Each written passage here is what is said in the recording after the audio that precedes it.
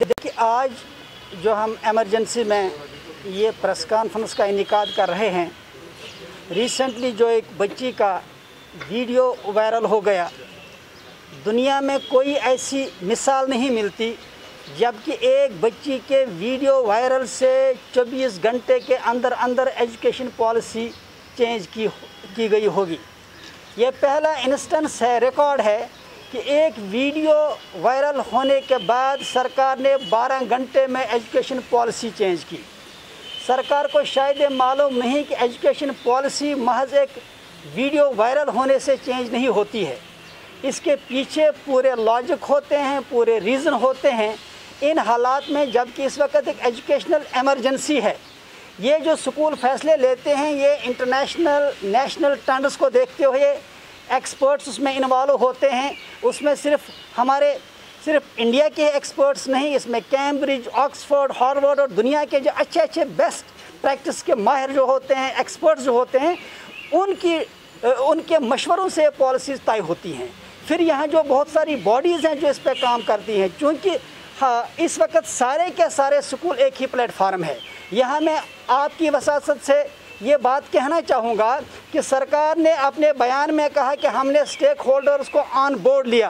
The fact is that no stakeholder was taken on board, क्योंकि इस वक्त सारे के सारे स्कूल, सारे के सारे एसोसिएशन एक ही प्लेटफार्म पे हैं, चाहे वो जम्मू के एसोसिएशन हैं, श्रीनगर के एसोसिएशन हैं, कश्मीर की हैं या इंडिविजुअल स्कूल्स हैं।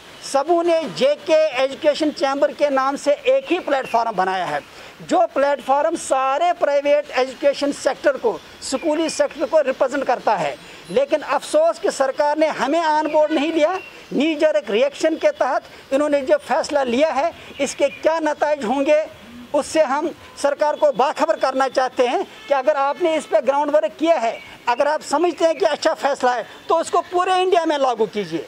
तो आप सिर्फ कश्मीर और जम्मू में ही लागू क्यों करेंगे? फिर आप पूरे इंडिया में इसको लागू करिए। सिंपल सी बात थी। सरकार ने सिलेबस कम नहीं किया, सिलेबस जो का तू कायम है। और एब्रप्टली जब उन्होंने स्क्रीन टाइम का बहाना बनाते हुए ये ऑर्डर उन्होंने पास किया, तो मुझे बताइए खुदारा, क्या लॉजिक है, क्या रीज़न है कि जब हमारे बच्चे पूरी तरह से सिलेबस को कंप्लीट नहीं कर पाएंगे, हाउ दे विल कंप्लीट। एक बात।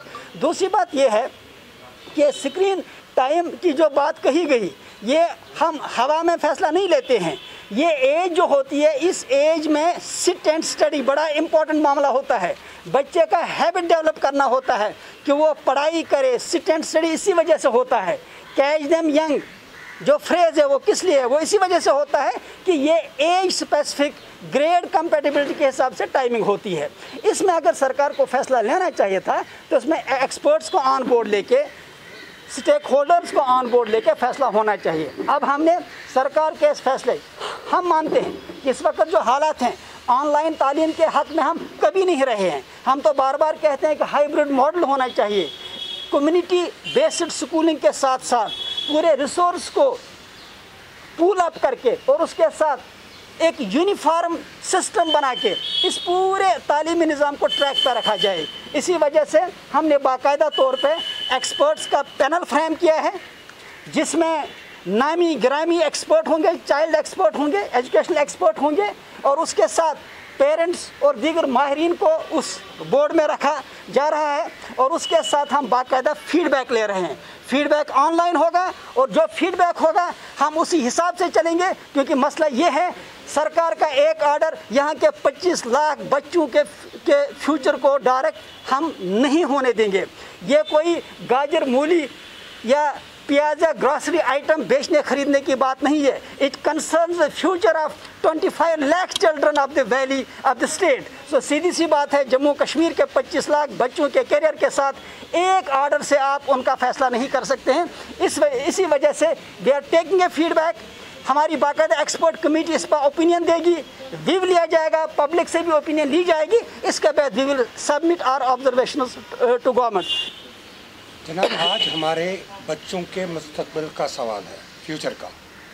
मुझे लगता है कि ये हमारे बच्चों के साथ जो किया जा रहा है, आप समझते हैं जो ऑर्डर निकला है, आप इसको पढ़ लीजिए। ग्रेड 1 से ग्रेड 8 तक कहा जा रहा है कि आप 1.5 घंटा पढ़ाएंगे, हाउ इट इज़ पॉसिबल कि 1.5 घंटे में वो सिलेबस को कंप्लीट किया जाएगा या आप उसको कंप्लीट कर पाएंगे। और वैसे ही हमारा जो एजुकेशन सिस्टम है बहुत मुश्किल से इस वक्त अगर खड़ा है वो प्राइवेट स्कूल की वजह से है। और प्राइवेट स्कूल ही आपने देखा कि वो बच्चों को किस तरीके से पढ़ाते हैं।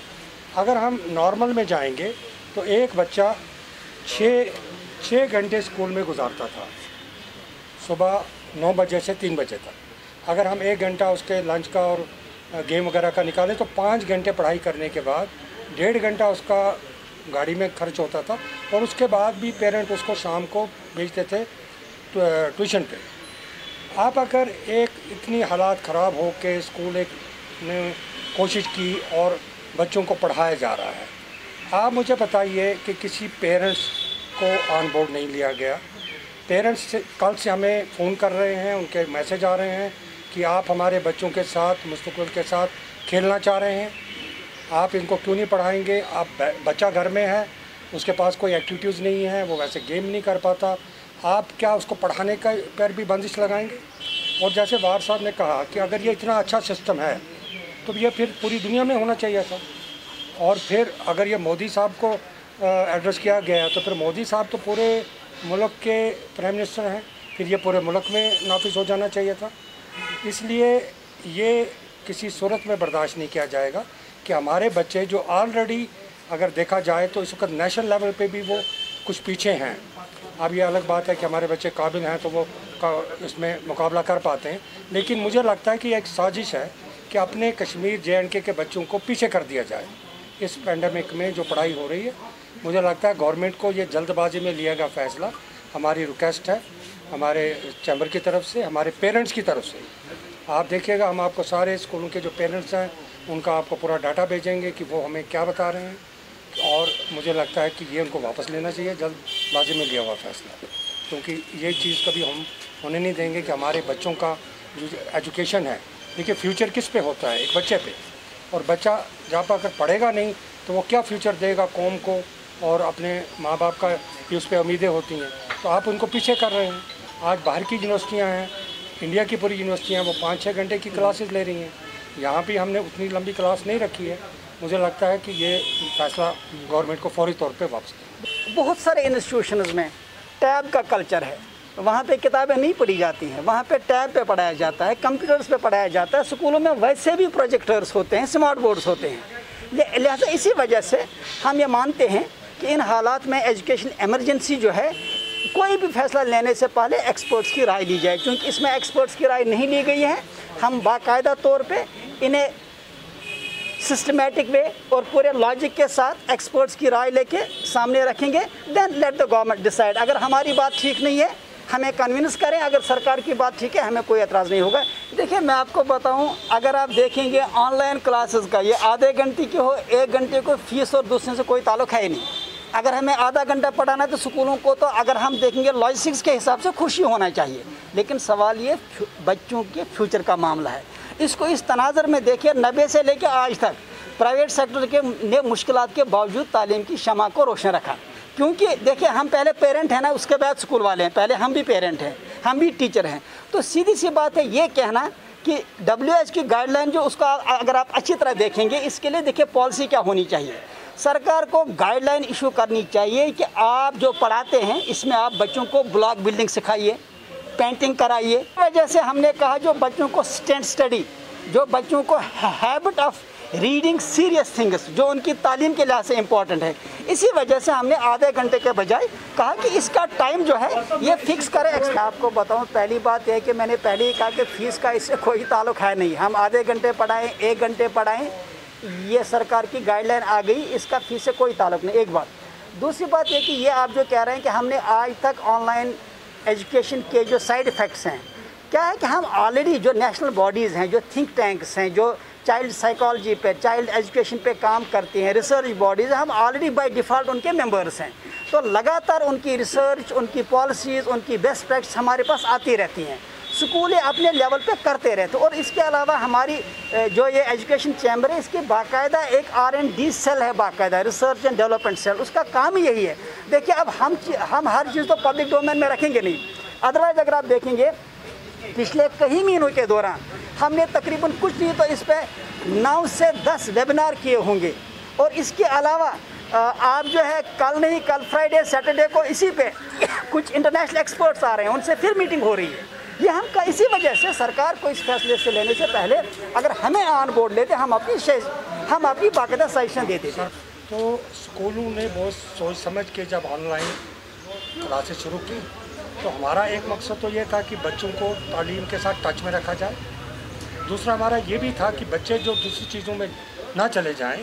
अगर एक मुझे बताइए, बच्चा 3 घंटे की क्लास ले रहा है, 3 घंटे दिन में ले रहा है, तो वो 3 घंटे तो उन चीज़ों से दूर रहता है ना। और उसके बाद उसको मॉरल साइंस भी पढ़ाई जाती है, जिसमें बच्चों को बताया जाता है कि आपको दूसरे वीडियोज़ में या दूसरी जो हमारे ऐप बने हैं उसमें नहीं जाना चाहिए। तो ये अच्छी चीज़ हो रही है या ख़राब हो रही है? ये तो हम अच्छा काम कर रहे हैं कि 3 घंटे अगर हम उनको एक्टिविटीज़ में ला रहे हैं ताकि वो लेके, अब ये तो पेरेंट्स का काम है कि अगर 3 घंटे वो पढ़ लेता है उसके बाद उससे मोबाइल वापस लिया जाए। और मुझे बताइए कि गवर्नमेंट ने रेडियो के ज़रिए अभी क्लासेस शुरू की और बताया कि नहीं जी वहाँ वो फिर 5 घंटे की क्लासेस क्यों हैं, वो 5 घंटे दे रहे हैं उसमें कि पढ़ाने के लिए। तो ये जो है ये बेहतर एक ज़रिया, हम खुद मानते हैं कि ये उसका डेवलपमेंट नहीं हो सकता, लेकिन हमने एक बेटर किया है कि थोड़ी सी एजुकेशन हो जाए और बच्चे जो दूसरी चीज़ों से दूर रहें और एजुकेशन में रहें।